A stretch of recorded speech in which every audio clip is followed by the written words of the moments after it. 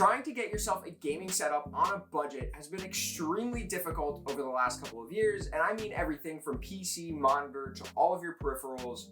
It's been tough for a lot of gamers on a budget, but hopefully announcements from Nvidia and AMD at CES 2022 will finally start moving things in a positive direction for gamers on a budget and just gamers in general.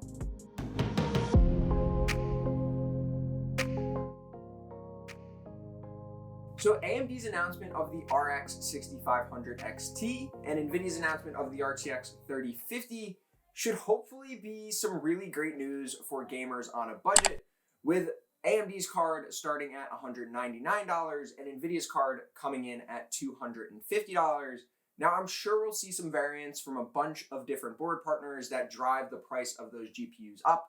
I'm also sure, just based on demand and the lack of supply lately, that prices will just be driven up automatically on these cards, but hopefully we find these cards for around MSRP when they come out in the later part of January 19th for AMD, and I believe January 27th for Nvidia. But this should hopefully make building a gaming PC on a pretty decent budget much more affordable and achievable for gamers. So a $200 to $250 graphics card has been pretty tough to come by since like the RX 570, 580 days, as well as like the GTX 1050/1650 era from a couple of years ago. And that has been quite a while ago, so performance numbers have definitely improved. And on the AMD side of things, they're claiming right around a 59% jump compared to the GTX 1650 from Nvidia. And all of their numbers are pretty crazy and pretty good to see for a $200 graphics card, particularly at 1080p gaming, which is what the majority of gamers are looking for around $1,000 budget for an entire setup.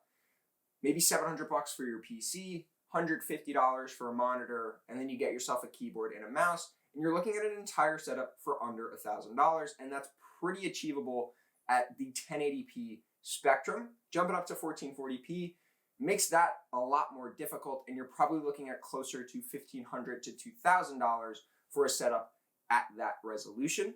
But for 1080p gaming, a $199 graphics card makes that way more achievable, like I mentioned. And although this card is lacking on some specs, only 4 gigs of GDDR6, which does put it in line with an RX 570 or a GTX 1650, it definitely makes up for that in both raw performance. So it has the highest clocks on any card from AMD. So you have 16 compute units, only 16 megabytes of Infinity Cache, and 1,024 RDNA cores. So it's pretty much a cut down RX 6600. So definitely don't expect to be blown away by this card, but you'll definitely get some just overall good performance at 1080p. And just comparing against the RTX 3050 from Nvidia. So both of the manufacturers compared their new cards to the GTX 1650. So it should be pretty doable to actually compare the RTX 3050 to the RX 6500 XT. Now they did use some different titles, but overall we should get a general idea in terms of performance. So AMD was claiming around a 59% increase compared to a GTX 1650. If we look at the charts from Nvidia, an RTX 3050 versus a GTX 1650, depending on the title, is like anywhere from 40 to around 100% improvement.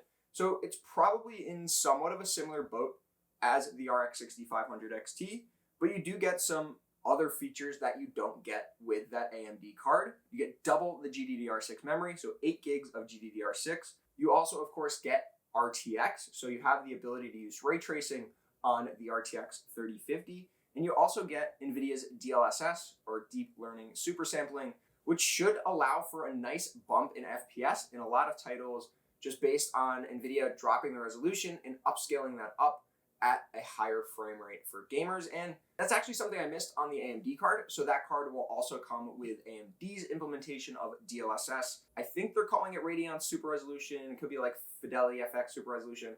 Whatever it's called nowadays, AMD's card, the 6500 XT, will come with their version of a super sampling implementation that allows you to get more frame rate while being able to run that on a cheaper card and just upscaling a lower resolution up to your native like 1080p resolution that you'd be running the game at. Now, although NVIDIA did kind of leave a lot of questions still to be answered about the RTX 3050, I still think it's probably going to be worth the extra $50 over the RX 6500 XT, just based on NVIDIA's, you get RTX, you get double the memory. DLSS is slightly better implemented on the NVIDIA side than it is on AMD. So you are getting, a lot of good features for the extra $50. But if you need to save that extra $50 or you want to spend it somewhere else on your setup or in your build, then the RX 6500 XT will also be a great card for 1080p gaming. Now we'll definitely have to wait and see over the next couple weeks, the next few weeks, as both of these cards hit the market. One, how much supply there is, and also what the demand is for these cards. But hopefully miners aren't looking at these cards, being that they are lower end spec, and you're probably not going to be able to make, your money back using a card like an RX 6500 XT or an RTX 3050.